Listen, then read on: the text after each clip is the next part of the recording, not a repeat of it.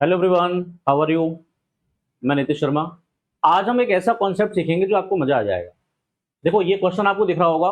Gate environmental science का 2026 का question है। क्वेश्चन पढ़ते हैं पहले।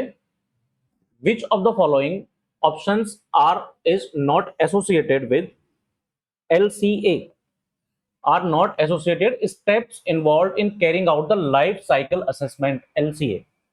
ठीक है। अच्छा, इंपॉर्टेंट बात यह है कि ये एमएसक्यू क्वेश्चन है। This is not MCQ, this is MSQ. मतलब एक से ज्यादा ऑप्शन भी सही हो सकते हैं, और वो जब तक आप सारे ऑप्शन नहीं मार्क करोगे तब तक आपको नंबर नहीं मिलेंगे पूरे। हाँ, इसमें नेगेटिव मार्किंग नहीं होती। आंसर करने से पहले हम एक बार समझते हैं कि एलसीए है क्या। What is the exactly LCA is.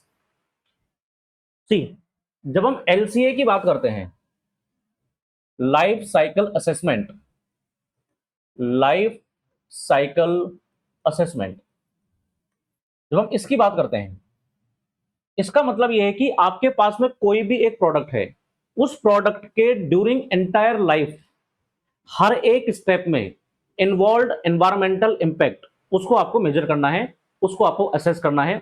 देखिए, जैसे मान लीजिए मेरे पास एक प्लास्टिक का बॉटल है। मान लेते हैं कि आपके पास में क्या है, एक प्लास्टिक का बॉटल है। इस प्लास्टिक के बॉटल्स के ओरिजिन से लेके और इसके फाइनल डिस्पोजल तक जितने भी स्टेप्स इन्वॉल्व हैं, उन हर एक स्टेप में एनवायरमेंट को क्या नुकसान फायदा हो सकता है, एनवायरमेंट का पे क्या इंपैक्ट पड़ेगा और उस स्टेप का, उसको मेजर करना इस प्रोडक्ट के साथ। तो ये पूरे इस प्रोडक्ट की लाइफ के बारे में बताएगा। जैसे ये प्लास्टिक का बॉटल बना कहां से, ये प्लास्टिक का बॉटल बना प्लास्टिक से। दैट प्लास्टिक का bottle was manufactured by plastic. तो अब खास बात यह है कि हमको प्लास्टिक से भी शुरू नहीं करना है। अब हमको यह देखना है कि प्लास्टिक कहां से आया। मान लो प्लास्टिक आया आपके क्रूड का, जब आपने प्यूरिफिकेशन किया उसमें प्लास्टिक बना।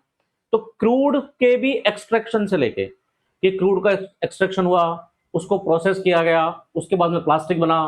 प्लास्टिक के बाद फिर बॉटल का मैन्युफैक्चरिंग हुआ, बॉटल में उसके बाद फिर प्रोसेसिंग हुआ, फिर उसका ट्रांसपोर्टेशन हुआ, देन उसको यूज किया, यूज करने के बाद उसको फर्दर रिसाइकिल किया या फिर फाइनल डिस्पोजल कर दिया। तो इन हर एक स्टेप में इन्वॉल्व एनवायरमेंटल इंपैक्ट हम चेक करते हैं। और इस तरीके की जो पूरी व्यवस्था है, इस पूरी व्यवस्था को बोलते हैं लाइफ साइकिल असेसमेंट। और ये जो लाइफ साइकिल असेसमेंट है, ये मिलता है आपको आईएसओ 14040 में। इसका जिक्र मिलता है आपको 14040 में। So let's have a look on this life cycle assessment, ISO 14040। तो जैसे मैंने कहा कि हर एक स्टेप में इन्वॉल्व एनवायरमेंटल इंपैक्ट को मेजर करेंगे, from very beginning to the final decomposition और to the final disposal of any product.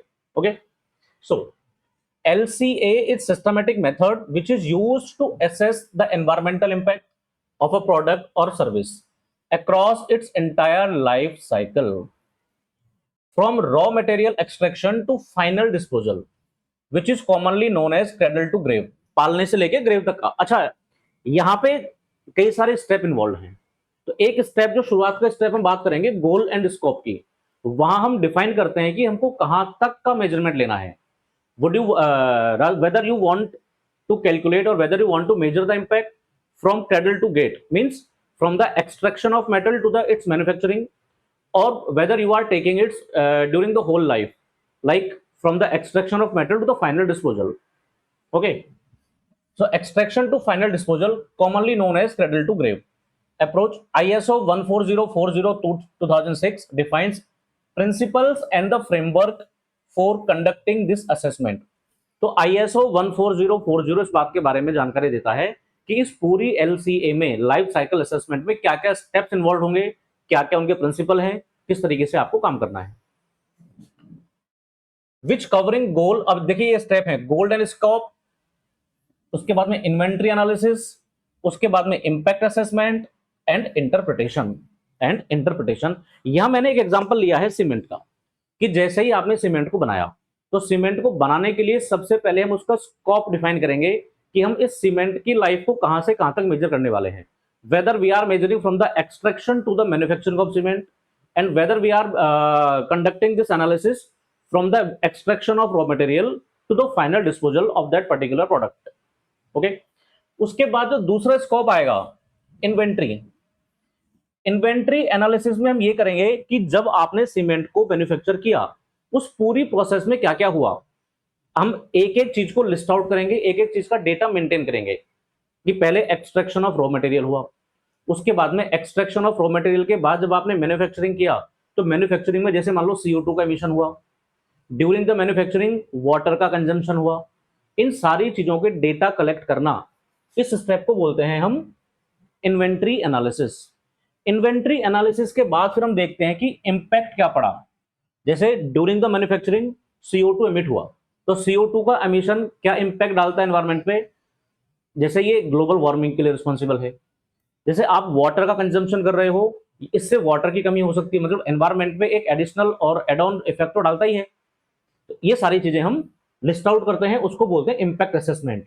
और बाद में इंटरप्रिटेशन।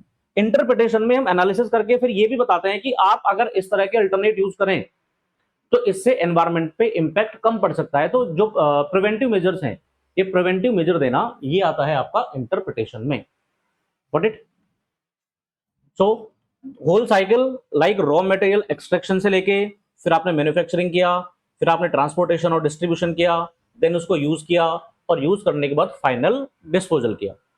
इस पूरे लाइफ साइकिल असेसमेंट में 4 स्टेप्स हैं या 4 फेज हैं, 4 मेन फेजेस। पहला है गोल एंड स्कोप डेफिनेशन। इसमें हम डिफाइन करते हैं कि इसकी नेसेसिटी कहां से कहां तक है, मतलब what kind of extent we are working on. So goal and scope. This phase defines why the study is being conducted and what is the boundaries will be. Boundaries का मतलब कि आप मैन्युफैक्चरिंग तक बात कर रहे हो या मैन्युफैक्चरिंग के बाद भी आगे बात कर रहे हो, वो सारी चीजें डिफाइन होंगी कहाँ, गोल एंड स्कोप में। So example, if the functional unit is 1 kilogram of cement, then system boundaries must satisfy or must specify whether the study covers only up to the factory, means cradle to gate, or extends through use and the disposal. मतलब कहां तक का analysis आपको करना है, ये सब कुछ आ जाएगा किसमें, गोल एंड स्कोप डेफिनेशन में। Got it. तो ये इसका लाइफ साइकिल है, जैसे रॉ मटेरियल एक्सट्रैक्शन हुआ, फिर मैन्युफैक्चरिंग हुआ, फिर ट्रांसपोर्टेशन हुआ, use and maintenance, then final disposal. अब इस पूरे स्टेप में आपको कहां से कहां तक जाना है, आपका गोल क्या है, मतलब आप जो पूरे इंपैक्ट एनालिसिस करोगे उस पर्टिकुलर प्रोडक्ट की ऑन एनवायरमेंट, वो कहां से कहां तक करने वाले हो। आप पहले 3 स्टेप में करने वाले हैं या आप पूरे लाइफ साइकिल में करने वाले हैं। Got it? So it defines the scope and goal. Then after life cycle inventory LCI, इसमें क्या होगा, इसमें होगा कि क्या क्या चीज है। जैसे प्लास्टिक का बोतल है, तो प्लास्टिक की बोतल में एक्सट्रैक्शन ऑफ क्रूड, और क्रूड के एक्सट्रैक्शन के बाद उसको जब रिफाइन किया गया तो क्या क्या प्रोडक्ट बने, क्या क्या बाय प्रोडक्ट बने, उन सबको लिस्ट आउट करना। तो this is the data collection phase. यहाँ पे सारे के सारा जो डेटा है, डेटा कलेक्ट किया जाएगा, where raw materials, energy consumption, transportation, emission, waste generation are complied comprehensive. हर चीज को लिखेंगे। जैसे सीमेंट वाले केस में लाइमस्टोन का यूज हुआ, जैसे इलेक्ट्रिसिटी कंज्यूम हुआ, जैसे CO2 का एमिशन हुआ, जैसे वाटर का यूज हुआ, इन सभी चीजों का रिकॉर्ड रखा जाएगा।